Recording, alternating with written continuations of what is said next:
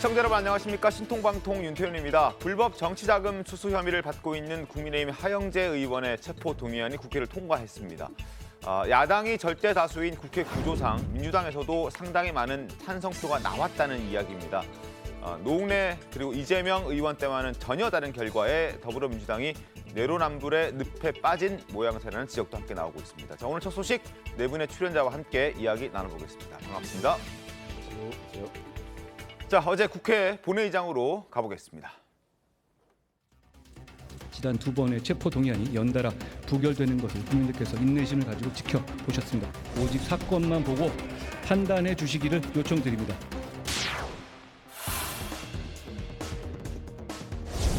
가결되었음을 선포합니다.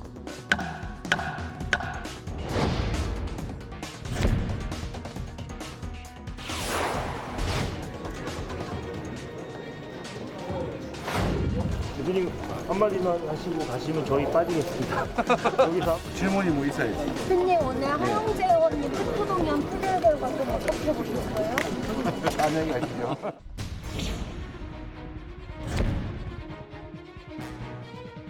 민주당이 적어도 양심이 있는 정당이면 국회를 방패막으로 삼는 그런 잘못된 행동들을 즉각 시정해야 할 것입니다. 힘껏 양심껏 표결하기로 했는데 이런 결과 나왔습니다.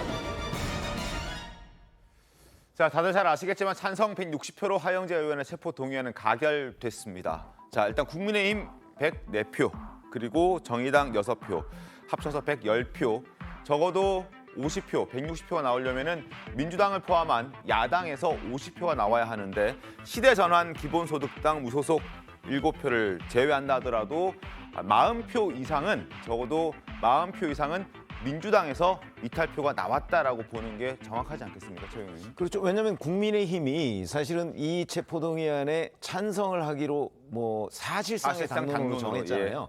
그래서 이제 어제 참석한 국민의힘 의원이 104명인데 네. 하영재 의원 본인은 찬성 안 했을 거 아니겠습니까? 그러면 이제 103명이라고 보고 네. 그러면 찬성표 160과 따지면 57. 7표가 이제 다른 데서 온 건데 정의당 6표는 찬성하겠다고 했으니까 네. 그러면 51표.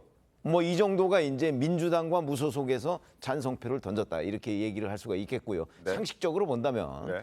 그렇다면 적어도 이제 무소속 일부를 제외하더라도 민주당에서 한 45, 뭐 이 정도가 이제 찬성표를 던지지 않았겠는가. 그러면 지난 2월 27일 이재명 대표에 대한 체포동의안 때 대략 한 30표 정도의 이탈표가 네. 있었다. 뭐 이렇게 분석을 많이 했잖아요. 네. 그러면 그때보다는 이제 이탈표가 좀 늘었다. 물론 이재명 대표와 국민의힘 하영재 의원은 다르지만 네. 뭐 이렇게 우리가 볼 수 있겠습니다. 알겠습니다. 자, 노웅래, 이재명, 하영재까지 최근 3번의 체포동의안 표결 결과를 한번 살펴보겠습니다.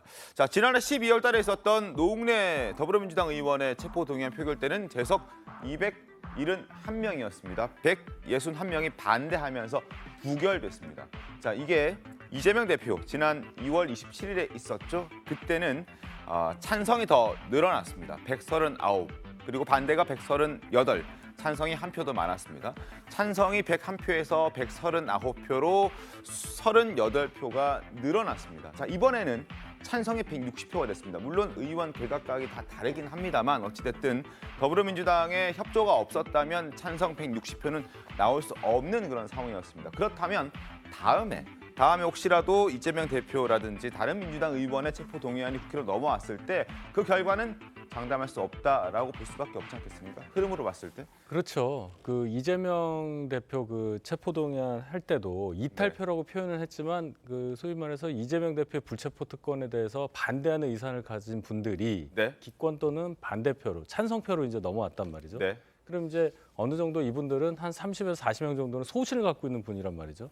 이번에 또 이게 증명이 됐고 네. 그러면 또 그 소신을 조금 더 갖고 있던 분들이 이 흐름에 따라서 네. 다음에 만약에 이재명 대표에 대한 체포동의안이 상정이 될 경우에는 더 많은 분들이 의사표시를 실행할 수 있지 않을까 이런 생각을 하는 것은 대단히 합리적일 수 있는 것이죠. 예. 한민수 대변인 어떻습니까?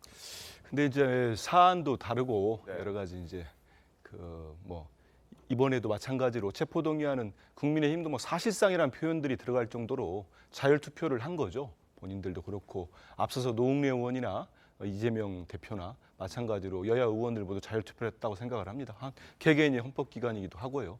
그리고 저는 개인적으로는 뭐 대통령도 영어 많이 쓰시니까 한마디 쓰면 글로벌 스탠다드로 불구속 수사가 전 세계적인 원칙이고 흐름입니다.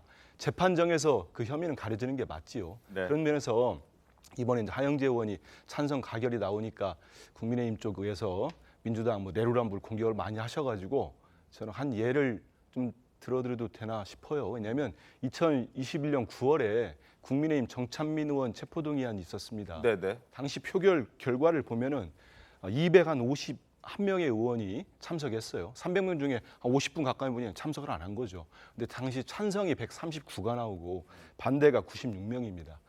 똑같은 지금 21대이기 때문에 의석수의 변화는 없는 거예요. 그러면 똑같이 당시 국민의힘 의원들이 모두 반대를 던진 거 아니겠습니까? 그리고 던졌다고 추정할 수 있겠죠. 개개인이 무기명 비밀투표니까 저 결과도 누가 했는지는 모르는 거예요. 그렇지만 상식적으로 지금 모든 언론이 추정하듯이 당시 보도 찾아보니까 그렇더라고요. 그 가결표는 139였고 그 사안에 맞춰가지고 당시 의원들이 판단을 한 겁니다. 네. 그럼 이 결과에 대해서 그러면 국민의힘은 또 저희들이 이 당시는 내로남불 아니냐 이렇게 공격할 수 있는 거 아니겠습니까? 그러니까 그런 걸 가지고 모두 이번에는 뭐 이재명 대표와 노웅래 의원과 다르다. 저는 법 앞에 평등하고 모든 걸 네. 똑같다면은 이재명 대표가 됐던 윤석열 대통령이 됐던 김건희 여사가 됐던 모두 불구속 수사 원칙이고 혐의가 확정되기 전까지는 모두가 공정한 재판을 받을 권리가 있다 이런 생각을 합니다.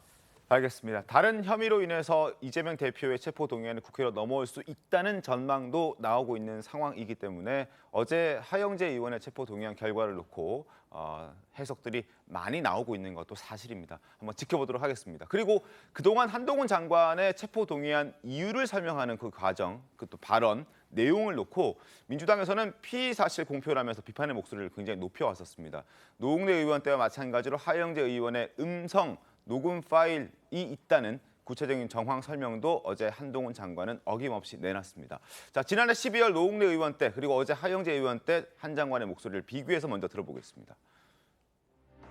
이 사안에서는 노웅래 의원이 돈을 받으면서 저번에 주셨는데 뭘 또 주냐, 저번에 그거 제가 잘 쓰고 있는데 라고 말하는 노웅래 의원의 목소리, 돈봉투 부스럭거린 소리까지도 그대로 녹음되어 있습니다. 그 밖에도 귀하게 쓸게요, 고맙습니다, 공감 정치로 보답하렵니다 라고 돈을 줘서 고맙다고 하는 노웅래 의원의 문자 메시지도 있고, 국정 의정 시스템을 이용해서 청탁 내용을 질의하고 회신하는 내역까지 있습니다. 7천만 원 받았습니다 라고 인정하는 하 의원의 목소리가 그대로 녹음된 녹음 파일, 하 의원 휴대전화 연락처 메모에 청탁받은 내용, 하 의원이 브로커가 운영하는 식당에 빈손으로 들어갔다가 브로커가 돈을 담아서 전달했다고 하는 바로 그 쇼핑백을 든 채 브로커와 인사하고 그 식당을 나서는 모습이 그대로 찍힌 CCTV 영상 등이 있습니다.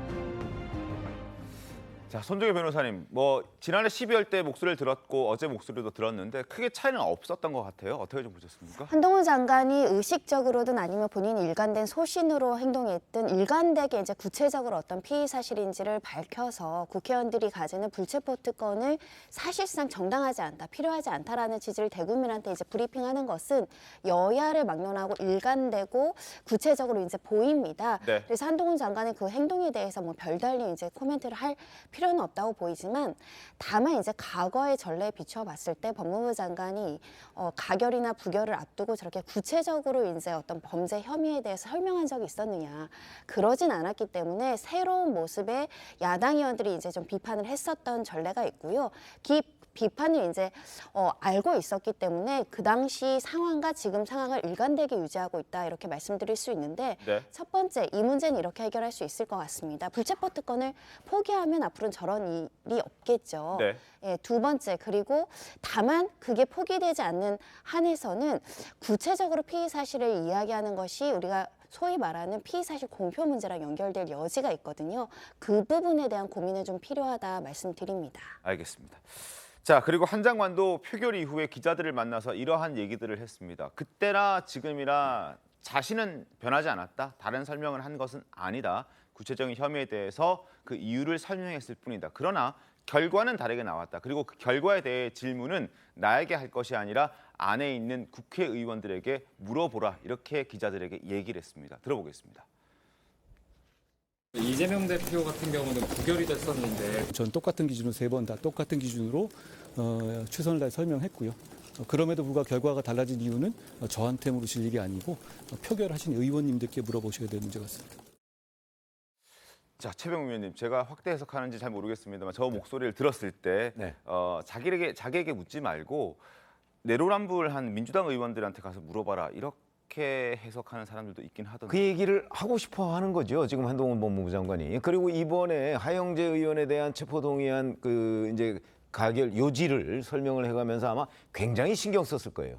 만약에 지난 2번의 경우와 달랐다면 네. 한동훈 장관을 상대로 해서 이 체포동의안 그 설명하는데도 혐의 사실 설명하는데도 여당이라고 좀 봐주냐 이런 공격을 받을지 모른다는 생각을 왜 안 했겠습니까? 네. 그렇기 때문에 아마 지난번 기준하고 똑같이 나는 그 여당이든 야당이든 똑같이 범죄 혐의자에 대해서는 이렇게 설명을 한다 하는 거를 아마 의식을 많이 했을 것이고 네. 그런 기준에 맞췄을 거예요. 네. 그러니까 지금 저렇게 얘기를 하는 거죠. 자기는 변한 게 없다.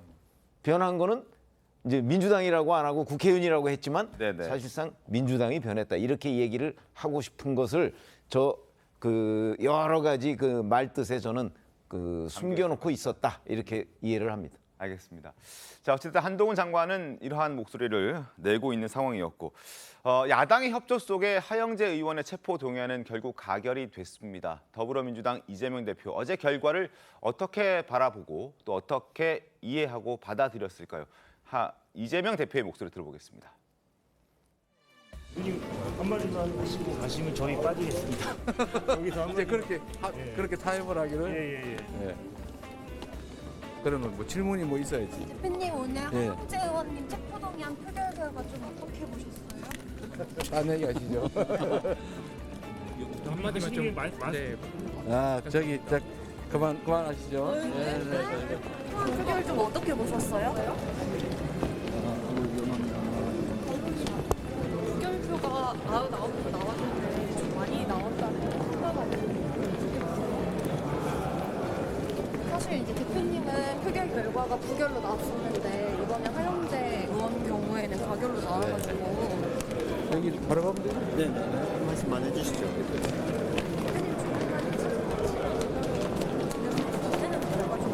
소신껏 양심껏 표결하기로 했는데 이렇게. 자, 즉답을 하지 않았기 때문에 이재명 대표가 어떤 생각을 했었는지는 저희가 유추할 수밖에 없는 그런 상황인데 장해찬 청년 최고위원은 어제 SNS에 이재명 대표가 표결하고 커튼을 걷고 나오는 사진을 올리면서 뭐 쭈뼛쭈뼛했다라는 취지로 뭔가 깨름직했다라는 취지로 글을 쓰긴 했더라고요. 어제 어떤 심정이었을지 한번 생각을 좀 해보셨습니까? 이재명 대표 입장에서는 2번째로 본인에 대한 체포동의안이 상정되면 어떻게 될까 그 생각 안 했을 수가 없겠죠. 만약에 2번째로 요 뒤에 만약에 상정이 된다면 네네. 그 전에 첫 번째 2월 27일하고는 다른 게 네. 직전에 있는 국회의원에 대한 체포동의안이 가결이 된 상태가 된 이후에 바로 하는 거가 되잖아요. 그렇죠. 그 전엔 노웅래 의원 거는 부결이 됐었고 네. 그렇다면은 야 이거 내가 진짜 그렇게 되지 않느냐는 생각을 할 거고 또 공격에 대해서 뭐 이런 얘기를 해야 돼요. 왜 이재명 대표만 그럼 불체포 특권에 방어막이 있어야 하느냐. 그걸 더 세밀하게 설명을 해야 되는데 과연 그런 논리가 있을지. 예. 예전에 저 이런 얘기들 이렇게 오갈 때 생각나는 게 노무현 대통령께서 무슨 얘기를 하면은 그 뒷배경을 생각하느라고 당시 야당도 그렇고 되게 골머리를 썩이더라고요. 저는 이재명 대표 당 대변인으로서 네. 회의 때나 뭐 지방 출장 때나 여러 번 봤지만 저럴 때 다음에 내가 체포동의안 이런 생각 안 합니다. 그러니까 너무 넘겨짓지 마시고요. 그 국정이나 지금 당무에 신경 쓸 일도 많고 실제로 많은 일정을 소화하기 때문에 그렇고요. 저는 장해찬 청년 최고위원 방송하면서 알기도 하는데 네. 젊은 분이고 저는 예전에도 무슨 웹소설 이런 얘기 나올 때도 무슨 사정이 있었겠지 이런 생각을 했지 하는데 청년 최고위원이면 청년 아닙니까? 대표 나오는 사진 어떤 각도인지도 모르겠는데 그거 올려놓고 제1야당 대표를 조롱한다? 저는 장해찬 최고위원이 앞으로 정치하는데도 절혀 도움이 안 됩니다. 이런 행동 안 했으면 좋겠어요. 좀 비열해 보이잖아요. 그리고 저는 한동훈 장관 얘기 들으면서 저분이 저렇게 구체적으로 피의사실을 하면서 만약에 국민의힘 의원들이 지금 야당이었다면은 네. 노웅래 의원 때처럼 막 소리 지르고 항의했을 거예요. 여당 의원이라 꾹 참았는데 저는 한 장관의 저런 태도들이 여당 내에도 적을 늘리고 있다. 이런 생각이 듭니다. 그래서 아까 우리 손 변호사님 말씀하셨듯이 법무장관으로서 객관적으로 차분하게 하면 돼요. 너무 하면은 정치한다고 생각합니다. 아니면 전에 불체포 특권 포기하면 가장 깔끔하다고 네, 말씀하셨어요. 아무튼 빨리 끝내고 그냥 출마하겠다고 여의도로 오시든지 그럼 우리들이 상대해드릴게요. 제가 상대해드릴 테니까. 근데 너무 장관하시면서 저렇게 하는 건 좀 과해 보여요. 알겠습니다. 자, 하영재 의원의 불체포 특권 체포 동의안이 가결되면서 이제 구속영장 실질심사를 받게 됐는데 그걸 두고 이재명 대표가 어떻게 행동하는지 어떤 생각했는지 저희가 잠시 좀 이야기를 좀 나눠봤습니다. 자, 어찌됐든 오늘 중요한 날입니다. 오늘 3월 31일, 3월의 마지막 날이기도 하고 잠시 후 10시부터 이재명 대표가 재판 한 번 더 받습니다. 그리고 오늘은 한때 측근으로 분류됐고 지금은 엄청난 폭로를 하고 있는 유동규 전 본부장이 재판의 증인으로 출석을 하게 됩니다. 폭탄 발언들이 이어질지 그 기추가 주목이 되고 있는데 한번 내용을 좀 살펴보도록 하겠습니다. 그 전에 두 사람이 그동안 주고받았던 공방을 한번 저희가 모아봤습니다. 들어보시죠. 충성을 다했어요. 유동규는 저 증인께. 충성을 다한 게 아니라 배신한 거죠. 최선을 다해서 저를 괴롭힌 거죠. 이런 위험에 빠뜨렸습니다. 증거를 다 주었다고 생각하는지 모르겠는데 현재 대표님이 다 지워지는 게 아닙니다. 김만배 씨가 자신의 지분의 절반을 시장 측에 제공한다고 그렇게 했다는 증거가 어디 있습니까? 들었답니까? 유동규 씨가 진술이 어떻게 증거가 되죠? 거짓말 좀 그만했으면 좋겠다 말씀을 드리고요. 가면이 벗겨질 거라고 생각합니다. 왜 자꾸 극단적 선택을 하겠습니까? 이게 검찰의 과도한 압박 수사 때문에 생긴 일이지 이재명 때문입니까? 이번 남의 생각이 되지 마시고 본인 책임부터 얘기하시라고 했습니다. 궁박한 처지의 관련자들의 바뀐 진술, 번복된 진술 외에 어떤 범죄 증거도 발견할 수 없었습니다. 사건의 본질은 뭐냐면 돈을 받았는지 안 받았는지 아니겠습니까? 자, 허위사실 공표 혐의, 선거법 위반 혐의로 오늘 재판 세 번째 재판을 받는 이재명 대표인데 오늘 유동규 전 본부장이 이제 증인으로 출석하기 때문에 과연 어떤 얘기들이 튀어나올지 그리고 혹시라도 이재명 대표와 유동규 전 본부장이 직접 공방을 벌이진 않을지 이런 부분들이 궁금한데요. 손정희 변호사님 어떻게 좀 보세요? 굉장히 중요한 증인 신문이 될 겁니다. 허위사실 공표, 즉 시장 때 김문기 처장을 몰랐다라는 것이 사실이냐 허위사실이냐를 둘러싸고 오늘 출석하는 유동규 전 본부장은 사실은 이재명이라는 피고인에겐 적대적인 증인입니다. 그렇죠. 검찰 측 증인이기 때문인데요. 보통은 이렇게 검찰이 증인 신문을 하고 반대 신문은 변호인이 하죠. 왜냐하면 당사자가 직접 공격하거나 신문하는 경우에는 감정이 개입되기 때문에 흥분할 여지가 있습니다. 법정에서 싸우는 일도 왕왕 벌어지기 때문에 보통은 피고인이 직접 물어보는 일은 변호인들이 굉장히 자제시킨다. 그래서 실제 공방하는 것은 벌어지지 않을 가능성이 있고요. 이재명 당대표의 또 좋은 그림은 아닙니다. 결국은 증인이랑 싸우는 모습이 좀 불리하게 해석될 가능성이 있기 때문인데요. 네. 그래서 오늘의 핵심적인 내용은 둘이 설전을 벌이는 내용이 아니라 유동규 전 본부장이 그 전에 인터뷰를 통해서 새로운 사실을 법정에서 밝히겠다라고 주장을 했습니다. 그렇습니다. 지금까지 네. 검찰에서 이야기했던 뉴질랜드, 호주 출장 사진, 동영상 그리고 휴대전화에서 서로 이제 뭐 저장했던 메모 이런 거 이외에 유동규 전 본부장만 알고 있는 객관적인 부인할 수 없는 시장 때 알았다고 볼 만한 정황 이게 구체적으로 등장하고 이에 대해서 피고인 측이 어떻게 반박하는지가 핵심적인 부분입니다. 그 부분이 굉장히 궁금한데 사실 어떤 내용이 나올지 아무도 알 수 없는 것들이라서 또 저희도 한번 주목해서 그 법정의 상황들을 예의주시 해보도록 하겠습니다. 자, 그리고 유 전 본부장도 유 전 본부장이지만 지금 김용, 정진상 이 측근들의 재판도 굉장히 활발하게 열리고 있습니다. 다른 폭로들도 계속 나오고 있는 그런 상황인데요. 자, 김용 전 부원장 재판에서는 대장동 일당이 이재명 대표 측에게 돈을 건넸다는 핵심 증거가 또 한 번 등장을 했습니다. 한번 언급해 드린 적이 있는 리스트이기도 한데 한번 보겠습니다. 자, 이 리스트 LEELIST 가로 열고 골프라고 적혀 있죠. 리리스트 골프. 이게 이재명 대표 측에게, 그러니까 김용 전 부원장에게 남욱 변호사가 자신의 지인을 시켜서 정민용, 유동규 전 본부장을 통해서 전달된 돈과 돈을 전달한 날짜가 적혀있는 리스트입니다. 자, 4월 25일 1억 원, 5월 31일 5억 원, 6월 달에 1억 원, 8월 2일에 1억 4,700만 원이 넘어갔다는 걸 이렇게 메모해놨다는 겁니다. 그리고 이 메모는 2021년 9월쯤 남욱 변호사가 미국에 가 있을 때 자신의 목숨줄이 될 수 있다라고 자신의 측근에게 이야기하면서 작성하라라고 지시했던 그 메모이기도 합니다. 그래서 남욱 측근 이모 씨 직접 리스트를 작성한 사람인데 이 사람이 이렇게 써놨습니다. 리 리스트. 자, 여기서 말하는 리는 자신이 이 씨이기 때문에 자신의 이름을 따서 리라고 썼고, 골프라고 적혀 있는 그 괄호 안에 골프는 혹시라도 현금 내역인 것처럼 보이지 않게 하기 위해서 속임수로 골프라는 거를 써놨다, 이렇게 얘기합니다. 결국 남욱 지시로 조성한 현금 액수와 전달 시기를 구체적으로 써놨다, 이렇게 보면 될 것 같은데요. 최봉 위원님, 이게 법정에서 어떤 효력을 좀 발휘할 것 같다는 생각이 드십니까? 그렇죠. 아니, 일단 남욱 변호사는 천화동의 4호 소유주인데 사실은 남욱 변호사가 유동규 전 본부장의 그 요청을 받고 네. 그래서 현금을 마련한 거거든요. 그렇죠. 근데 그 현금을 마련한 실무자예요. 이 네. 이모 씨라는 사람이. 그러니까 그 사람이 이제 돈을 마련해서 이 사람이 정민용 변호사한테 주고 그게 이제 유동규 전 본부장한테 가고 유동규 전 본부장은 그 돈을 김용 전 부원장한테 줬다. 이게 이제 전체적인 흐름이죠. 네. 김용 전 부원장이 지금 받은 부분을 부인하고 있지만, 그러니까 이게 최초의 조성 단계에서 지금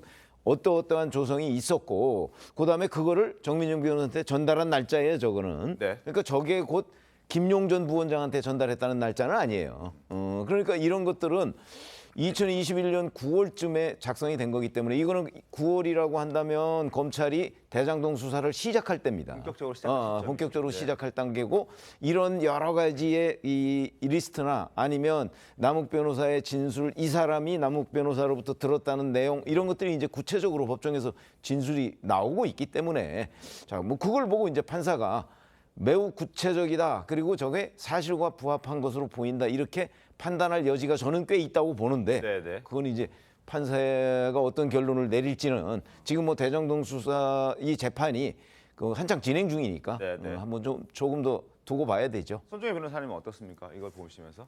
자연스러운 진술로는 해석될 여지가 있습니다. 보통은 뇌물이든 정치자금 사건이든 준 사람 입장에서는 소위 말하는 보험으로 내가 줬다라는 객관적인 증빙, 리스트. 예를 들면 장부 같은 걸 남기는 장부, 거는 예. 혹시 후일을 도모해서 자연스러운 일이거든요.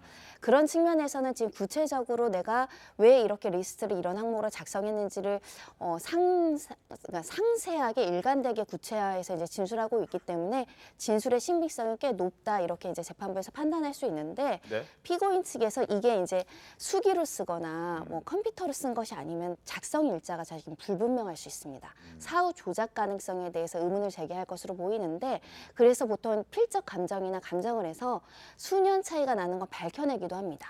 근데 사실은 몇 년 안쪽에는 구체적인 작성 일치나 이런 것들이 잘 확인이 되진 않기 때문에 그런 공방이 진행될 것으로 예상되는 사안입니다. 알겠습니다. 조작의 가능성에 대해서도 지금 김용 전 부원장 측 변호인은 제기를 하고 있는 것 같은데 그 부분 잠시 뒤에 따져보기로 하고요. 자, 남욱 변호사 어쨌든 이재명 대표에게 돈을 줬다. 그러니까 이재명 대표에게 돈을 줬다라기보다는 이 대표를 보고 이제 이 대표 측근들에게 돈을 줬다라고 주장하고 있는데, 이 대표는 이와 관련해서 모두 사실이 아니다라고 부인을 하고 있습니다. 목소리 확인하겠습니다. 상식적으로 글쎄요. 그러면 이재명이 몰랐다. 아니 그럼 나는 누구한테 돈을 준 거야 도대체?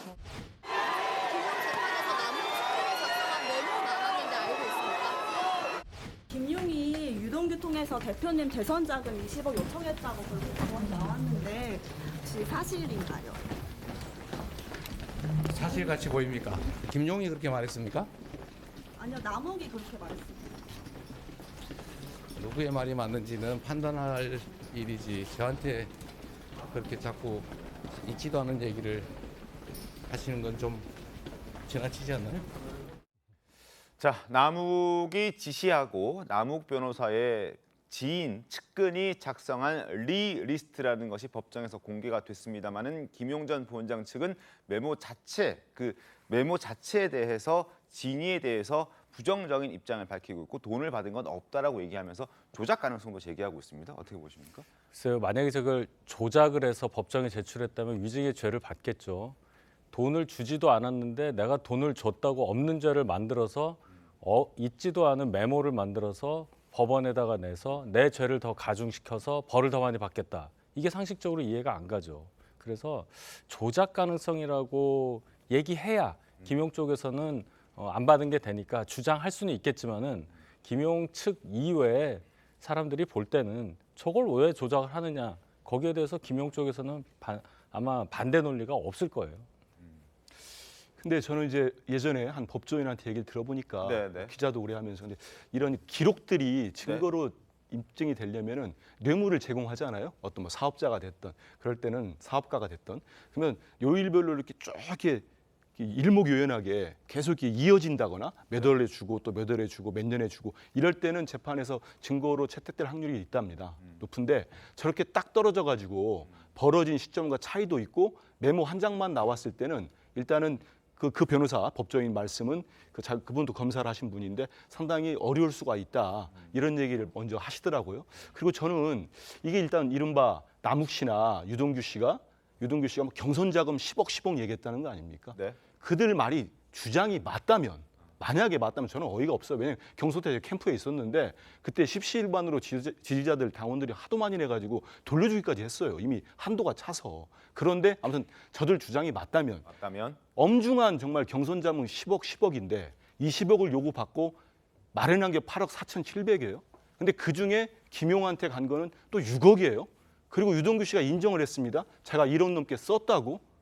이게 상식적으로 이재명 대표를 대통령 만들기 위해서 광화문 부신까지 생각했던 사람이 자기 이런 엄중한 경선 자금을 자기 사비로 쓰겠습니까? 저는 그래서 저 리스트가 신빙성이 설사 있다 하더라도 유동규 씨는 받은 돈의 일부를 썼다는 건 인정을 했습니다. 그래서 이 정도 정황으로 보면은 재판장이 최근에도 의심한 게 하나 있어요. 1억 원을 전달하는데 골판지가 들어있는 쇼핑백을 외투에 넣어가지고 갔다고 하니까 그 재판장 부장판사가 그럽니다. 듣다가 그거 좀 이상한데요, 그래요. 시연을 했죠, 재판장에서. 예, 제 얘기가 아니고 그 재판장이 이상한데요 합니다. 그래서 모르겠습니다. 남욱 씨나 정민용 씨나 유동규 씨가 그 중간에 돈도 썼으니까 자기들끼리 주고받은 돈이 있는지 모르겠는데 김용 전 부원장에서는 완벽하게 부인하고 있는 거 아니겠습니까? 이거야 재판을 거쳐서 나와야 됩니다. 저도 뭐 누구에게 맞는지 모르겠어요. 근데 이런 정황으로 볼 때는 저는 상당히 좀 상식적이지 않은 주장들이 많지 않나 이런 생각이 듭니다. 알겠습니다. 재판부의 현명한 판단을 기다려 보겠습니다. 자, 그리고 앞서 저희가 과거에도 잠깐 언급을 해드렸는데 이재명 대표의 부모의 이 산소 훼손 사건 기억하고 계실 겁니다. 경찰이 지금 수사 중입니다. 그 봉분에서 발견된 돌에 적힌 글자를 놓고 세 글자가 있었는데 그 세 글자를 놓고 뭐 생명살이냐 아니면 생명기냐 헷갈리고 있었는데 이게 경찰이 어떤 글자가 맞는지 밝혀냈다고 합니다. 결과적으로 살은 아니었고 기가 맞았는데 그래서 이걸 악의적으로 누가 한 것이 아니라 이재명 대표를 위해서 한 것이 아니냐 이런 해석도 나오고 있습니다. 과거 주장과 다른 정황이 이제 확인된 건데 당시 민주당의 주장부터 한번 들어보겠습니다. 제1야당 대표를 공격하기 위해 돌아가신 분들의 묘소마저 공격하는 폐륜적 행태에 분노합니다. 더욱이 테러의 주술적 수단까지 동원되었다는 점이 경악스럽습니다. 얼마나 두려우면 이재명 대표의 부모님 산소에까지 찾아가서 구멍을 파고 저주의 글자까지 써놓았겠습니까? 이러한 폐륜적 범죄는 반드시 범인을 색출하고 그리고 그 배후 세력을 밝혀야 합니다. 경찰, 검찰의 수사를 지켜보도록 하겠습니다. 자, 미디어와 함께 살펴보시죠. 여기 사진을 보시면 뭐 생명까지는 잘 보입니다. 되게 크게 비춰드리면 잘 보일 텐데 지금 보시는 것처럼 생명은 뭐 선명하게 보입니다. 이건 뭐 부인할 수 없는 생명인데 이 마지막 글자, 세 번째 글자를 놓고 이게 기냐 아니면 살이냐 뭐 이런 걸 두고 이제 해석을 하면서 말들이 좀 엇갈리기 시작했는데 경찰이 밝혀냈습니다. 이게 살이 아니라 이건 기였다라는 거죠. 그러니까 악의적으로 쓰였던 게 아니라 부정적인 의미가 아니라 생명을 기한다. 뭔가 긍정적인 의미로 쓰였다라는 겁니다. 그래서 결국 이게 이재명 지지자 이재명을 싫어하는 사람들이 아니라 이재명을 응원하고 또 지지하는 사람들이 이재명을 위해서 한 것은 아닌가 이런 해석들도 나오긴 하더라고요. 어떻게 보십니까? 응원해서 한 것인지 여부는 좀 불투명하지만 네. 처음부터 사실은 생자 명자와 뒤에 살자가 있다는 거는 좀 의미가 상충해요. 그렇죠? 생과 살은 아니, 그러니까 생명은 이게 다 좋은 의미의 네네. 단어들이잖아요. 근데 이게 살자가 뒤에 붙어 있다는 게 좀 상충했고, 그러면 이재명 대표는 3월 12일 날 그 민주당에서 이 얘기가 나왔는데, 이때가 이제 그 경기도 전 비서실장의 뭐 극단적 선택 뭐 이런 그 어간이에요. 네네네. 그러면 국면 전환을 위해서 의도적으로 있지도 않은 저 살자를 만들어냈나 하는 의문이 들 정도로, 왜냐하면 지금 저 뒤 글자가 기라는 거는 국립과학수사연구원의 감식 결과입니다. 네. 그러니까 그 이상의 다른 그 이의가 있을 수가 없어요. 그렇게 보면 3월 12일에 저거를 살자라고 읽어가면서 뭐 일종의 뭐 흑주술이 어떻고 뭐 흉매가 어떻고 뭐 이런 것까지도 주장을 했었거든요. 네. 그러면 그 의도가 훨씬 더 궁금해지는 거죠. 그래서 지금 생명기 저렇게 되면 더 이상 뭐 누구 학자한테 뭐 문의할 필요도 없고 저건 부정적인 의미가 있을 수가 없잖아요. 우리도 저 글자 다 아는데, 그런 점으로 보면 오히려 3월 12일 날 이거를 이재명 대표가 또 민주당이 들고 나왔던 그 의도가 저는 궁금해진다. 앞으로 만약에 경찰이 이제 추가 수사를 한다고 하니까 네. 해서 이걸 누가 그랬느냐는 걸 만약에 체포를 하게 된다면 그 묘소의 아랫부분에 CCTV가 있다고 하거든요. 네네. 체포하게 된다면 또 다른 문제가 생길 수도 있겠다. 오히려 민주당 쪽이, 저는 그런 생각이 듭니다. 한민수 대변인님, 지금 최병우 의원 말씀해 주신 건 민주당이 의도를 갖고 뭔가 악의적인 프레임을 만든 것이다 이렇게 설명하시거든요. 어떻게 보십니까? 근데 저는 뭐 크리스찬입니다만은 조상묘가 있는데 조상묘가 어찌 됐든 간에 저게 어떤 무슨 뭐 좋은 의도가 됐든 나쁜 의도가 됐든 훼손이 됐어요. 네. 훼손이 됐으면 자손 입장에서는 문제를 삼거나 얘기를 할 수 있는 겁니다. 아마 제가 알기로는 어떤 제보를 받은 것 같아요. 대표 비서실장으로 네네네. 한 것 같은데 수사를 해서 밝혀지면 됩니다. 저는 뭐 제가 주술적 의미를 모르니까 기자고 살자가 차이가 어떻게 있는지 모르겠어요. 하지만 공당이 대표나 뭐 아까 보니까 우리 의원들이나 문제를 제기할 때 이거를 가지고 없는 사실을 만든 것도 아닌데 이걸 의도를 가지고 했다? 좀 그건 과한 것 같고요. 저는 이렇게 생각합니다. 제 조상모가 됐든 우리 누구 조상모가 됐든지 간에 좋은 의미가 됐든 나쁜 의미가 됐든 훼손시키면 안 되는 거예요. 그렇게 행동하신 분은 설사 이 대표 지지자라도 이건 처벌받아야 됩니다. 그렇기 때문에 그렇게 접근하는 게 저는 맞다고 봅니다. 알겠습니다. 정찰 조사 결과를 좀 더 지켜보고 이야기를 추후에 한 번 더 해보도록 하겠습니다. 자, 그리고 검찰이 50억 클럽 인물 중에 한 명인 박영수 전 특검의 자택과 사무실을 어제 압수수색했습니다. 자, 박 전 특검 대장동 일당과 우리은행을 연결해주고 200억 원대의 금품을 제공받기로 약정을 한 혐의입니다. 그런데 어제는 또 국회 법사위에서 50억 클럽 특검 법안이 상정된 날이기도 했습니다. 일부러 검찰이 어제 압수수색했는지 알 길은 없습니다만 타이밍이 공교롭다는 지적은 피할 수 없어 보입니다. 윤석 대변인은 어떻게 보십니까? 예, 타이밍이 좀 공교롭죠. 해필이면 어제 특검법이 법사위에 상정된 그러니까요. 예. 압수수색을 했으니까요. 그동안 검찰은 이 50억 클럽 수사를 왜 안 하냐는 비판. 물론 곽상도 전 의원에 대해서는 진행을 했었습니다만 네네. 나머지 분들에 대해서는 안 하니까 비난을 많이 받았었죠. 근데 검찰 입장에서도 그 어려움이 있었을 거예요. 곽상도 전 의원 그 1심 재판 결과를 보면은 그 기소의 근거가 됐었던 정영학 녹취록에 나오는 50억 그 녹취록 내용이 김만배 씨가 그 사업 공통비 얘기를 하면서 한 말이기 때문에 네네네. 신빙성을 인정할 수 없다 이런 설시가 있어요. 수사하기가 어려웠을 거라고는 보는데 어쨌든 박영수 전 특검에 대해서 200억 플러스 알파라는 혐의를 그렇죠. 구체적으로 얘기하면서 이제 압수수색을 했으니 어느 정도 그 동안에 그래도 노력해왔던 거를 보여주고 싶은 뭐 그런 상황이라고 보고 기소 과정 지켜보겠습니다. 알겠습니다. 50억 클럽으로 알려져 있는 박영수 전 특검이었는데 50억이 아니었고 손정혜 변호사님 지금 말씀해 주셨듯이 200억 플러스 알파입니다. 얼마나 많은 행동들을 함께 했던 겁니까? 일단은 지금까지 이제 그 거론되는 구체적인 어떤 내용들 의혹의 핵심은 이런 겁니다. 그 당시에 박 전 특검이 우리은행 관련해서 이사의 의장으로 있었고 컨소시엄을 구성하는 데 있어서 우리은행을 이제 연결해주고 컨소시엄을 구성하는 데 도움을 주는 대가로 그 측근이었던 양 변호사라는 사람을 통해서 200억 상당의 어떤 지분을 약속받았다라는 의혹이 하나가 제기되어 있고, 두 번째로는 박 전 특검이 또 하천대유에서 그 고문이라든가 여러 가지 일을 하면서 11억 상당을 받았다.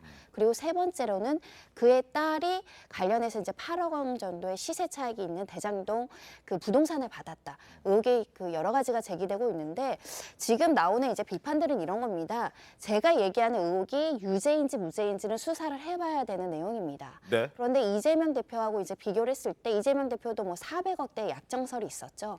꾸준하게 언론 보도를 통해서 검찰발로 언론 보도에 이제 피의 사실 공표와 유사한 내용들이 이제 보도가 많이 됐었고, 압수수색만 수십 건, 수백 건이 전방위적으로 이루어졌던 걸 기억을 해보면 박 전 특검에 대한 수사는 너무나 늦었다. 대부분의 의견은 증거를 인멸하고도 남을 시간이다. 어떻게 이렇게 압수수색, 초기 수사가 압수수색이라고 본다면 초기 수사 자체가 너무 늦었다는 것은 검찰이 납득할 만한 해명을 해야 된다라는 점이고요.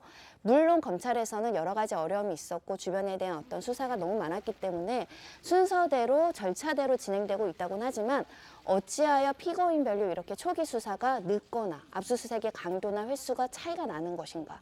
그 부분에 대한 설명이 좀 필요할 것 같고요. 특히 박영수 전 특검은 검찰 고위직입니다. 그 부분에 대한 한치의 의심도 없이 강도 높은 수사가 이루어져야 되는데 그렇지 않은 부분이 국민들로서는 수사가 어떻게 진행될지 모르겠지만 그 결과에 대해서는 신빙성을 가질 수 있는 것인가에 대한 의문을 제기할 수밖에 없습니다. 알겠습니다. 대장동 팀에게 지금 일단 대출 알선 대가 받은 것 없다라고 혐의를 강력하게 부인하고 있는 게 박영수 전 특검의 입장입니다만, 근데 사실 굉장히 의문은 많이 들어요. 무슨 얘기냐면 이 수사는 2021년 9월 말에 시작했잖아요. 네. 유동규 전 본부장의 오피스텔을 압수수색하는 걸로 시작을 했어요. 그리고 나서 50억 클럽 얘기는 곽상도 전 의원만 수사를 했단 말이죠. 네, 네. 그러면 그때 50억 클럽 곽상도 전 의원 수사할 때 50억 클럽에 거론되는 인물이 박영수 전 특검을 비롯해서 6명이에요. 맞습니다. 그런데 곽상도 전 의원 부분만 이때는 문재인 정부 검찰 때입니다. 자, 수사를 했어요. 그러면 다른 사람은 바빴다고 하면 똑같이 바빴으니까 50억 클럽에 있는 다른 사람도 그럼 수사를 못했어야 되는데 왜 그랬느냐 하는 이제 문재인 정부 검찰의 의문부호가 하나 찍히고, 자, 그다음에 50억 클럽에 대한 수사를 작년 7월에 윤석열 정부 검찰에서 또 시작한 걸로 알려져 있어요. 네. 그 이후에 뭐 전문 검사들 몇 명을 또 보강하고 뭐 이렇게까지 알려져 있어요.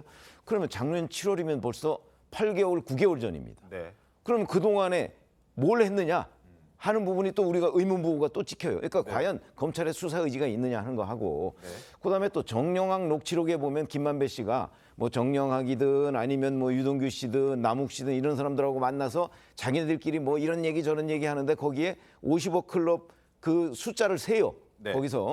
거기에 보면 박영수 전 특검은 거기에 50억 멤버 중에 하나로 거론이 돼요. 네. 그런데 갑자기 지금 200억 플러스 알파 얘기가 나오잖아요. 정영학 녹취록 어디에도 200억 얘기는 안 나와요. 네. 그래서 사실은 거기에 보면 뭐 절반은 그분 것 이런 거는 다 나와요, 거기에.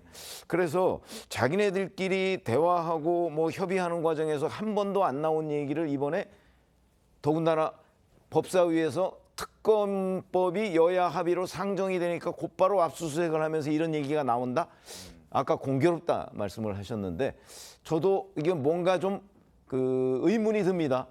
문재인 정부 검찰뿐만 아니고 윤석열 정부 검찰에 대해서도 이런 의문에 대해서 그리고 보통 사람들이 상식적으로 가지고 있는 의문에 대해서 검찰이 좀 설명을 해줘야 이 수사의 정당성 그리고 앞으로 수사 결과가 나왔을 때 신뢰도 이런 것들을 좀 담보할 수 있지 않을까 이렇게 생각이 듭니다. 알겠습니다. 검찰의 입장도 잠깐 소개를 좀 해드리겠습니다.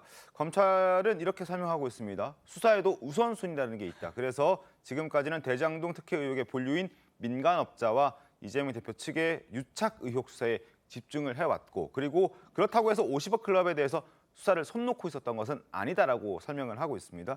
2달 전에 이미 박영수 전 특검의 딸을 압수수색하는 등 수사를 병행해 왔다고 강조했고, 그리고 이번 압수수색 박영수 전 특검과 관련된 압수수색 전에도 법원에 영장을 청구를 했지만 그때 기각이 됐다라고 설명을 좀 해왔습니다. 그러니까 검찰도 손을 아예 놓고 있었던 것은 아니라 수사에도 이제 순서가 있다 보니 그리고 비중이 있다 보니 그걸 좀 따라가다가 지금 타이밍이 공교롭게 됐다. 이러한 설명을 검찰 측에서 내놓은 겁니다. 자, 그리고 어제 법사위에 출석한 한동훈 법무부 장관도 50억 클럽 특검법과 관련해서 이 특검이 진실 규명에 방해가 될 것이라고 입장을 내놨습니다. 한 장관의 목소리 들어보겠습니다. 지금 검찰은 과거에 곽상도 전 의원을 수사하던 그 검찰이 아니라는 점을 명백하게 말씀드립니다. 지금 중앙지검 수사팀이 이 사건을 가장 독하고 집요하게 끝까지 수사할 수 있는 능력과 의지를 가진 팀이라고 생각합니다. 김만배 씨에 대한 이례적인 재구속 그리고 소위 말하는 50억 클럽에 대해서는 저는 이렇게 생각합니다. 이 둘이 분리될 수는 없다고 생각합니다. 저는 이 특검의 진행이 되는 경우에 비리의 본질을 밝히는 부분의 수사도 사실상 중단될 우려가 크기 때문에 결과적으로 진실규명에 방해가 될 거다라고 생각을 합니다. 자, 지금 중앙지검은 충분히 독하고 면밀하고 치밀하게 수사할 수 있는 중앙지검이다. 그렇다면 과거 중앙지검에서 수사했던 것들이 좀 미흡했기 때문에 이번에는 믿고 기다려주면 성과를 보여주겠다. 이런 얘기를 하는 거잖아요. 한민수 대변인님. 뭐 얼마나 치밀한 수사팀입니까, 저 팀이. 왜냐하면 어제 저 50억 대장동 클럽 수사팀 검사들이 한 은행을 털러 갔어요. 네. 압수수색을. 미안합니다. 표현이 턴다는 표현 취소하고 압수수색으로 갔습니다. 갔습니다. 근데 동명이인을 압수수색할 뻔했어요. 동명이인을. 그분을 압수수색에서 그분 핸드폰을 가져갔는데 그분이 밝히고 싶지 않은 거 나오면 한 인생이 망가질 수도 있습니다. 저는 한동훈 장관 말 정말 100% 전혀 못 믿겠는데요. 그렇게 철저하고 대단하고 능력을 갖춘 수사팀이 의지를 갖고 있는데 다른 사람 압수수색으로 갑니까? 말도 안 되는 소리고요. 우리가 정말 여야 없이 지금 검찰의 의도를 의심하잖아요. 저도 의심할 수밖에 없습니다. 왜냐하면 저 한 장관 돈 봉투 부스럭거리는 소리 또 들었잖아요, 우리. 네. 그때 어마어마했습니다. 돈 봉투가 부스럭거리고 녹음이 되고 정말 어마어마한 노웅래 의원은 중범죄자로 몰아붙였어요. 그분 언제 기소한 줄 아십니까? 얼마 안 됐어요. 하영재 의원 체포동의안 내고 하니까 그 시점에 기소했습니다. 3개월을 끌다가 3개월을 끌었어요. 돈 봉투 부스럭거린다면서요. 두 번째, 이재명 대표 2월 27일 날 부결냈을 때 얼마나 나와가지고 국회에서 비판했습니까? 법무장관이. 그런데 최근에 기소했습니다. 그 시점이 공교롭다고 하시니까 의도를 의심할 수밖에 없다고 하니까 말씀드리는 겁니다. 한일 정상회담 끝나고 제3자 변제안하고 지지율 69시간 노동제로 폭락하니까 또 기소한 것 같아요. 이런 의심들을 할 수밖에 없는 거예요. 너무 경계롭지 않습니까?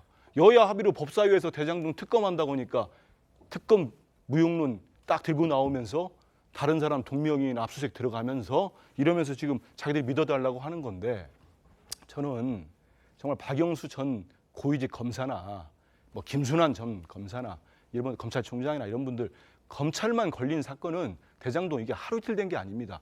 우선순위 얘기하는데 병행을 하든지 제 생각에는 우선순위를 둔다면 여기를 먼저 파고들었으면은 어찌 보면 대장동 수사 지금 실체가 정말 드러났을 거예요. 알겠습니다. 검찰과 대장동 업자들 간의 유착 카르텔이 공고하다는 거 이제 우리 국민들이 많이 의심하고 있고 알고 있습니다. 그래서 지금이라도 철저히 해야지 말로 철저히 한다고 다른 데 찾아가서 압수수색하고 이런 짓 하지 말고 진짜 의지를 보여달라. 곽상도 때처럼 또 무죄 나면은 검찰 국민들로부터 엄청난 비판 받을 겁니다. 네, 압수수색을 다른 사람한테 갈 뻔한 거는 뭐 제가 드릴 말씀은 없는데 딱 한 가지만 수정할 거는 왜 그럼 노웅래 의원 기소가 그렇게 늦어졌느냐.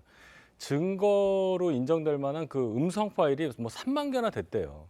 그걸 다 일일이 분석을 하고 기소에 연결시키다 보면 시간이 많이 걸린다. 그 말씀을 제가 꼭 한번 드리고 싶습니다. 알겠습니다. 자, 어찌됐든 박영수 전 특검의 압수수색으로 이제 50억 클럽과 관련된 사람들에 대한 수사도 본격적으로 속도가 붙을 것으로 보입니다. 일단 검찰이 생각하고 있는 주요 수사 대상은 이렇게 4명으로 압축된 상태입니다. 곽상도 전 의원 이미 수사 진행됐고 재판도 한 차례 받았죠. 박영수 전 특검 그리고 권순일 전 대법관, 김순환 전 검찰총장 이렇게 4사람 있고 이 외에도 거론됐던 인물은 2사람이 더 있는데 거기에 대해서는 아직 언급이 없는 것 같습니다. 자, 상황을 좀 지켜보겠습니다. 특검법이 지금 올라간 상황에서 상정이 된 상황에서 어제 또 공교롭게 압수수색이 진행됐다는 점 이런 부분들까지 한번 짚어봤고 그리고 어제 국회 법사에서도 이러저러한 일들이 상당히 많았는데 그중에서도 김의겸 의원과 또 한동훈 장관의 설전이 있었습니다. 목소리 들어보겠습니다. 동결된 자산 2천억 가운데에는 윤석열 대통령의 부친 집, 김만배의 누나가 사준 집도 포함되어 있죠. 그 얘기를 아직도 하십니까? 맞는지 안 맞는지만 이야기하세요. 포함이 되어 있습니다. 포함이 되어 있고 관련해서 그러면 김만배의 누나 조사한 적이 있습니까? 제가 구체적인 그 범죄 수사 내용은 잘 모르겠습니다. 의원님, 김만배 씨가 윤석열 대통령의 가족 재산을 산 것이 잘못됐다는 어떤 그런 논리적인 얘기가 지금 도출이 안 되는 상황 아닌가요? 이미 끝난 얘기 아닌가요? 아니요, 검찰이 하나도 수사를 하지 않고 해명하지 않기 때문에 지금 의원님이 말씀하신 그렇습니다. 특검은 그것도 수사하겠다는 취지신가요? 전 들어가야 된다라고 생각합니다. 김만배 누나가 이 집을 산 게 2019년 4월에 샀습니다. 그런데 바로 그 직전에 대장동 수익이 분배가 됩니다. 의심을 할 수밖에 없는 거죠. 그 복도법 통해서 산 거 아니었습니까? 부동산 중개업자 통해서 산 거 아니었던가요? 시가대로? 돈 이야기 하고 있지 않습니까? 부동산 아니죠. 중개업자 이야기가 아니고. 아니죠. 그리고 아니죠. 자, 그걸 그렇게 말씀하시면 그거 오해하시죠 사람들이. 일단 부동산 업계를 현황에 대해서 의원님이 누구보다 잘 아시지 않습니까? 자, 예, 뭐 이제 그 흑석 똥 관련된 이야기 때문에 아마 부동산과 관련해서는 김의겸 의원이 가장 잘 알지 않느냐 이렇게 한동훈 장관이 얘기를 했는데 어찌됐든 김의겸 의원은 특검에도 김만배 씨 누나가 윤석열 대통령의 부친의 집을 거래했다는 부분도 넣어야 한다. 이 부분도 의혹을 명명백백히 밝혀내야 한다 이렇게 얘기를 하고 있는데 사실 이 부분은 상당히 좀 의혹이 해소된 건 아닌가 싶은 생각. 해소됐죠. 지난 대선 기간에 하도 많이 나와서 제가 아직 외우고 있어요. 당시에 연희동에 있는 2층 단독주택을 찾은 게 김만배 누나입니다. 네. 근데 우연이 아니죠. 윤석열 대통령 부친이 연희동에 2층 단독주택을 갖고 있었고 당시에 그 계단 있는 집이라 고령에 그 계단 오르내리기가 어려워서 집을 내놨단 말이죠. 그럼 연희동에 있는 2층 집을 내놓은 사람이 그럼 몇 명이나 있느냐? 3개가 나와 있었대요. 그중에 한 집을 김만배 누나가 산 거예요. 자, 그러면 하나 더. 만약에 그 집을 비싸게 팔았으면 지금 김의겸 의원이 주장하는 뭔가 특검의 대상이 될 수도 있다고 보는데 1억 더 싸게 팔았다는 겁니다. 더 싸게 팔았다고요. 그러면 세보다. 어떠한 범위가 인정이 되죠, 거기서? 그럴 일이 없기 때문에 이 얘기는 그냥 다 끝난 얘기다. 다시 한번 강조합니다. 알겠습니다. 자, 그리고 한동훈 법무부 장관과 질의를 할 때 며칠 전이었습니다. 그때 김의겸 의원이 연필을 들고 있는 모습이 있었는데 팔을 좀 떨었었거든요. 근데 어제는 이렇게 팔짱을 끼고 인터뷰를 했었습니다. 그 모습 잠깐 보겠습니다. 만약에 정부가 알고도 그거를 인사를 밀어붙이는 거라면 하루도 안 돼서 그거를 철회할 리가 없죠. 아니죠. 구렁이 담 넘어갈 수 있을 거라 생각하다가 들키니까. 아니 위원님 말씀도 이걸 제가 알았다면 그냥 넘어가지 않았을 겁니다. 특히 이분의 경우에 이번 일로 다시 기억이 아픔이 새로 돼서 대단히 안타깝게 생각합니다. 알겠습니다. 그런데 알지 못했다는 부분이고 구조적인 그 문제고 한동훈 장관한테 질문하다가 손을 떨더라 이런 기사가 굉장히 큰 화제가 됐는데 뉘우치는 것까지는 아니더라도 그 책임감을 느끼는 자세를 보여야 되는데 오히려 뻔뻔하게 이제 공격을 하는 거예요. 예. 저를 공격을 하는 거죠. 너무나 당당하고 뻔뻔하게 그렇게 그것도 잘못된 정보로 저를 역공을 해서 그러니 제가 속에서 열불이 부르르 떨었군요. 그러니까 부르르 떤 거죠. 네. 화가 나서 부르르 열이 나서 손을 부르르 떨었다 이렇게 손정혜 변호사님 얘기를 하는데 어떻게 좀 보셨습니까? 뭐 사람이 긴장하거나 흥분을 하면 이제 손을 뗄 수도 있는데 하필 한동훈 장관과의 어떤 설정 과정에서 하다 보니까 결국 야당 의원들이 지금까지 여러 번 한동훈 장관이 흔들리는 모습을 연출하기 위해서 공격을 많이 했는데 그게 효과적이지 않은데 반면에 본인이 긴장하면서 이제 흥분하는 모습을 보이면 이번에도 한동훈 장관의 승리다 이런 인식을 줄 여지가 있죠. 네. 사소한 부분이기 때문에 이 부분을 가지고 뭐 누가 준비를 잘했고를 평가하기는 좀 어렵고요. 다만 한동훈 장관은 업계에도 말씀드리고 싶은 게 이게 지금 명확하게 해소됐다라고도 말씀을 하시지만 또 명확하게 해소되지 않았다고 보는 사람들도 꽤 많습니다. 사실은 우연의 일치인지 합법적인 거래를 가장해서 어떤 커넥션을 공고하기 위한 여러 가지 정황인지는 사실은 구체적인 수사가 이루어진 적은 별로 없잖아요. 그 부분에 대해서는 이거는 뭐 일단락 된 거다, 정상 거래였고 부동산 중개 거래를 통해서 합법적으로 거래했기 때문에 아무 문제가 없다는 설명보다는 그 당시에 어떤 구체적인 경위 이런 것들을 조금 더 설명을 해주시는 것이 국민들이 납득하기 좀 좋지 않을까라는 생각이 들고요. 네. 이렇게 말씀드리는 건 관계 때문에 그렇습니다. 김만배 씨 누나가 화천대유랑 전혀 상관이 없으면 이런 문제는 애초에 제기되지가 않는데 화천대유라는 지금 김만배 씨가 범죄 수익을 은닉하고 가장했다라는 그 화천대유 소유자가 누나였기 때문에 그 누나가 그 매입 자금이나 이런 것들을 그 부동산을 샀다라고 한다면 그러면 연결성이 있는 거잖아요. 그걸 끊어주는 검찰의 노력이 필요한데 이 부분은 아예 말이 안 되니까 수사조차 하지 않겠다. 이런 식으로 이제 답변을 하다 보니까 계속 야당 의원들이 질의를 하고 또 별로 수사 결과 나오지 않은 구체적인 어떤 추상적인 사실관계로 공방을 하다 보니까 좀 피곤한 소모전이 계속되고 있다라고 지적하고 싶습니다. 짤막하게 얘기하면 부동산 그 거래 액수가 기록된 거래 계약서가 있어요. 더 이상 의문의 여지가 없는 거죠. 그건 만약에 그거를 아니 거래 계약서가 있는데 그럼 거래 계약서도 못 믿겠다 이렇게 나오면 그렇게 따지면 뭐 이건 처음부터 얘기가 저는 안 되는 거라고 보고 그래서 대선 때도 민주당이 이 공격을 하다가 만 거 아닙니까?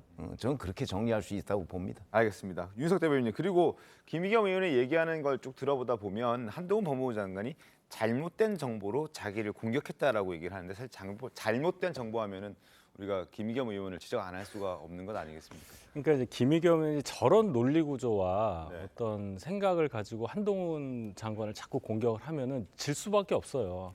손 떠는 거 이상으로 반응할 수밖에 없을 겁니다. 그러니까 조금 더 차분하게 감정을 앞세우시지 말고 사실에 근거해서 이렇게 조목조목 공격을 해야지 자꾸 저렇게 얘기하시면 김의겸 의원 대변인 직에서 물러나시긴 했지만 계속 뉴스의 중심에 있을 수밖에 없다고 저는 봐요. 알겠습니다. 자, 다음 주제 가겠습니다. 한일 정상회담 이후 일본 언론의 일방적인 보도 탓에 정치권 공방이 벌어지고 있습니다. 대통령실과 여당은 사실이 아니라고 해도 민주당의 공세는 잦아들지 않고 있는데 급기야 민주당은 어제 후쿠시마산 수산물을 수입을 반대한다는 그런 주장을 외치면서 삭발식까지 단행했습니다. 그 모습 보고 이야기 이어가겠습니다.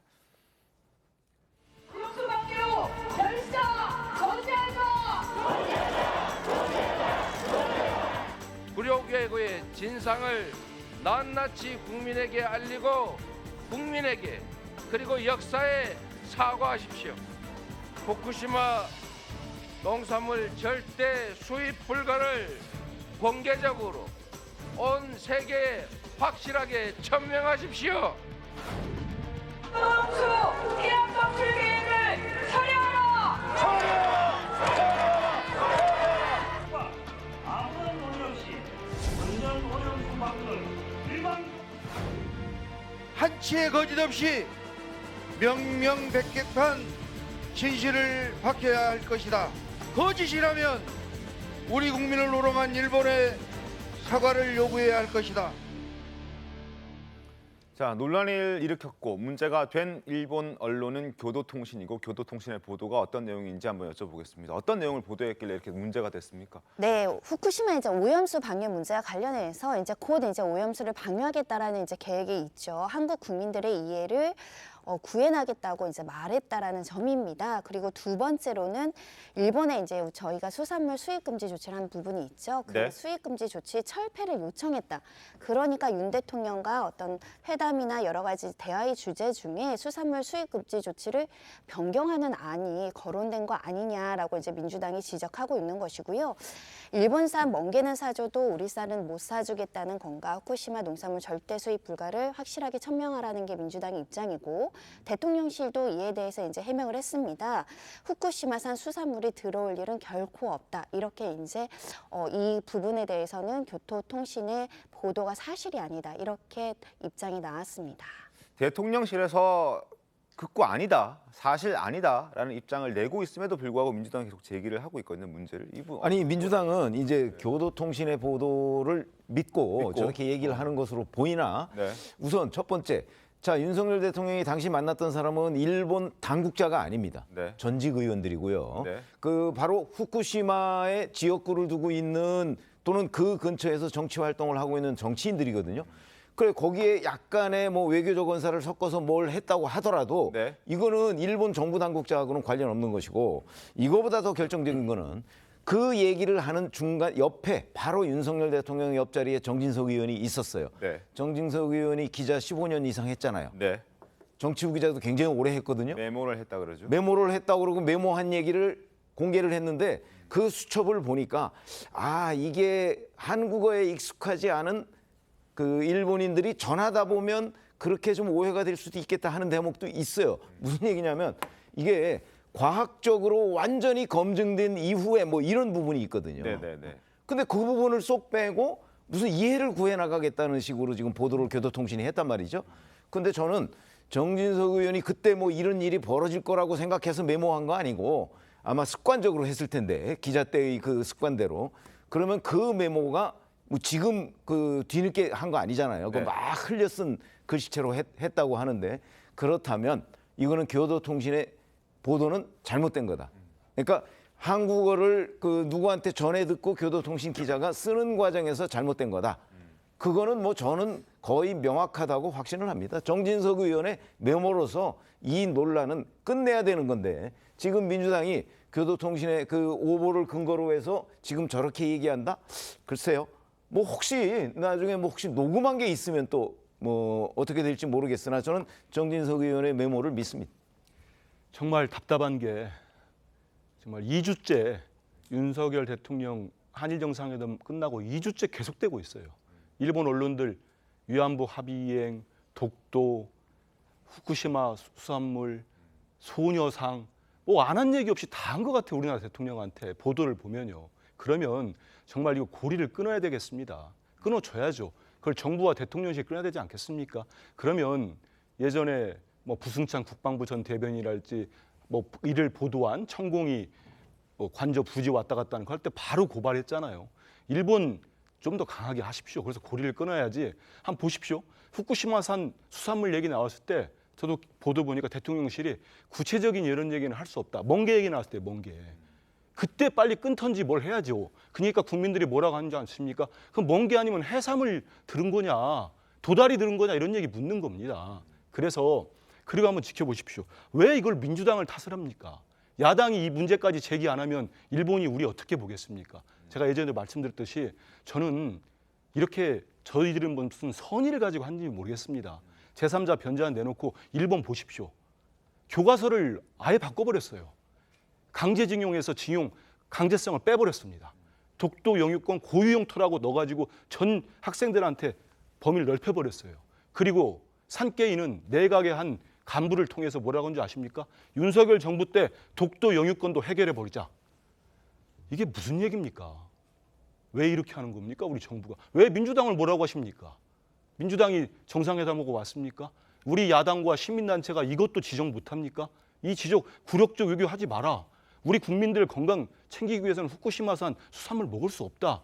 이렇게 얘기한 거 아니겠습니까? 아니 우리 이래야 정부가... 잠깐만 이래야 대통령이나 정부도 여당도 협상력이 생기는 거예요. 나중에 기시다 총리가 올 때라도 이걸 야당 탓하지 마시고 잘못된 보도를 계속하고 있으면 문제를 삼으시고 정확하게, 그리고 이거를 계속 발설하고 있는 말을 소스가 있을 거 아닙니까? 언론이 그냥 쓰지 않잖아요. 그러면 일본 내각이 됐던 정치인이 됐던 찾아서 색출해서 항의를 하든지 고소를 하든 고발을 하든지 좀 하세요. 무한 주일 대사를 뭐 초치하기도 했다는. 그거는 교과서 때문에 초치했죠. 물론 그 보도 교과서 초치 때 한 건데 이런 보도를 나올 때도 항의하고 제발 좀 속 시원하게 대통령 무슨 말씀을 했는지, 정말 우리 대통령은 미래를 위한 결단 그 말씀 말고 네. 우리가 생각하는 우리 국익을 어떤 말씀 해주셨는지 밝혔으면 좋겠습니다. 알겠습니다. 아주 짧게 좀 해주세요. 그 정부에서 계속 얘기하지 않습니까? 공개적으로 후쿠시마 수산물 절대로 들어올 수 없다. 그 얘기를 했는데 이렇게 공개적으로 얘기하는데 나중에 뒤집을 수가 있겠어요? 그리고 외교라는 게 상대가 있는 겁니다.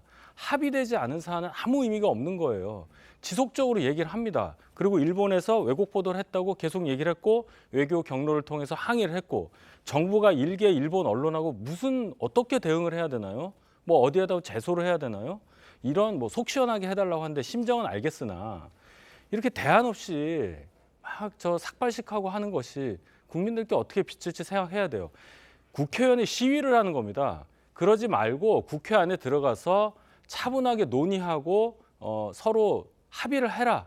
이래서 국회의원으로 뽑아 주신 거 아니에요? 그러니까 민주당에서 좀 차분하게 해주세요. 예, 알겠습니다. 그래서 국회에서 국정조사와 상임위별로 8개 상임위가 청문회를 하자는 말씀을 드렸고요. 제가 볼 때 1개 언론이 아니고 정말 수십 개 언론이 보도를 하고 있어요. 그래서 우리는 보도하고 나면 우리 국내 언론에 대해서는 2개 언론 이렇게 고발도 하고 그러지 않습니까? 그러니까 정확하게 해줬으면 좋겠고 저는 이게 정말 일본 측이 의도들을 가지고 끝나고 난 다음에 내각이나 의원들 통해서 한다면 우리도 똑같이 대응해야 되지 않겠습니까? 알겠습니다. 자존심이 상하지 않습니까? 알겠습니다. 자, 저희가 열띠게 토론하고 있는 이 사이 지금 전라남도 광주에서는 전두환 전 대통령의 손자 전우원 씨가 지금 5.18 피해자와 유족들에게 사과하기 위해서 지금 인터뷰를 진행하고 있습니다. 자, 현장의 모습을 지금 보고 계신데요. 자, 조금 전 유가족과 비공개 면담은 마쳤고요. 지금 이제 언론 카메라들 앞에서 자신의 입장을 밝힐 것으로 보여집니다. 시각 광주 지금 모습을 보고 계신데요. 목소리 한번 들어보도록 할까요? 아직 그 준비가 진행 중인 상태인 것으로 보여져서 전우원 씨가 지금 이야기를 시작하면 그때 다시 연결해서 전우원 씨의 목소리를 조금 더 자세하게 들어보도록 하겠습니다. 어찌됐든 그 일본과의 관계 그리고 일본의 보도 때문에 민주당에서는 공세를 펼치고 있고 국민의힘에서는 이건 제2의 광우병 사태다라면서 강하게 반발하고 있습니다. 자, 민주당의 공세 그리고 국민의힘의 반박까지 한번 들어보겠습니다. 윤석열 정권이 퍼주기 외교로 굴욕적인 저자세를 취한 결과 후쿠시마 오염수에 대해서 다 논의했다고 주장합니다. 이번 한일 정상 부력회담에 대해서 끝까지 진상을 규명하고 반드시 책임을 묻겠습니다. 규탄대회라기보다 계담대회에 가까웠습니다. 민주당은 오직 죽창가라는 자신들의 정치적 이익을 위해 제2의 광우병 사태를 기획하고 있는 것 같습니다.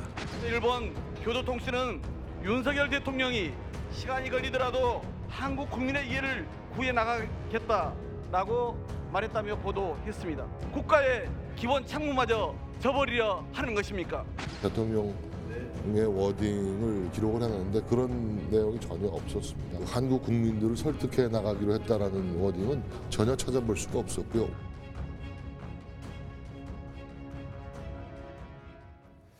자, 지금부터는 5.18 유족들에게 피해자들에게 사과를 하러 간 전우원 씨 이야기 좀 해보겠습니다. 현장 모습 잠깐 보여주시겠습니까?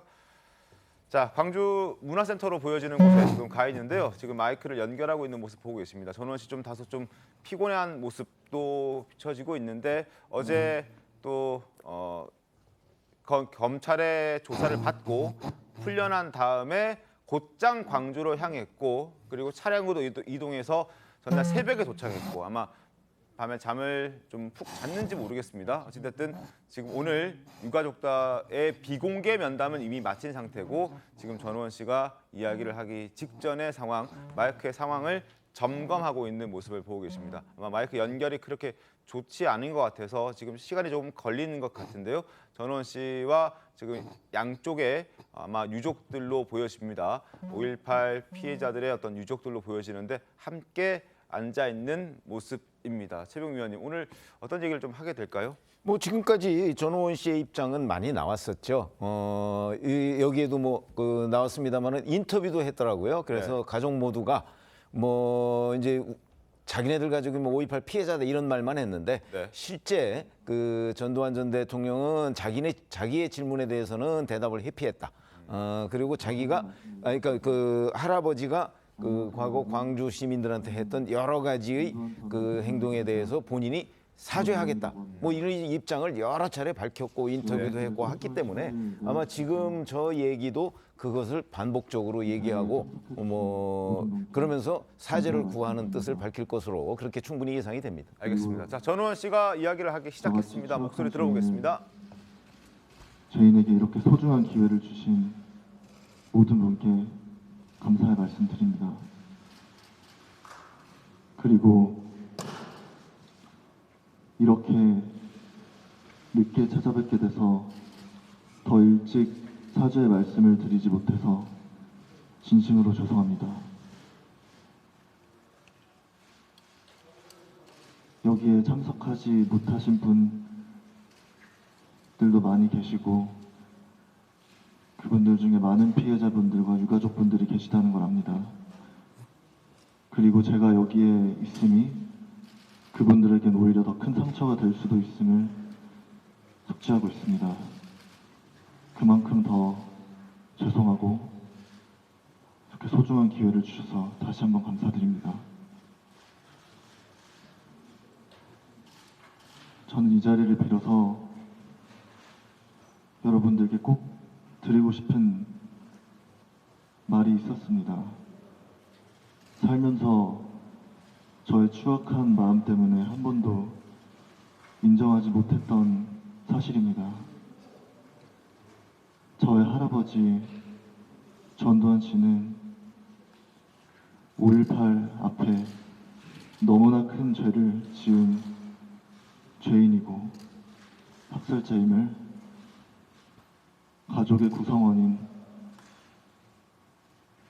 구성원으로서 인정하고 정말 다시 한번 사과드립니다.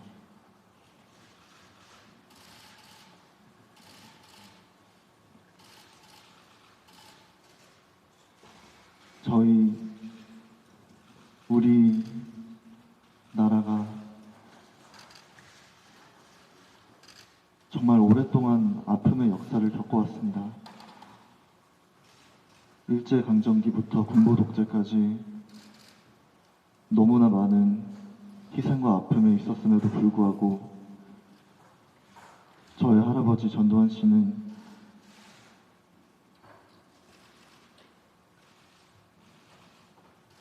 민주주의의 발전을 도모하지 못하고 오히려 민주주의가 역으로 흐르게 하였습니다.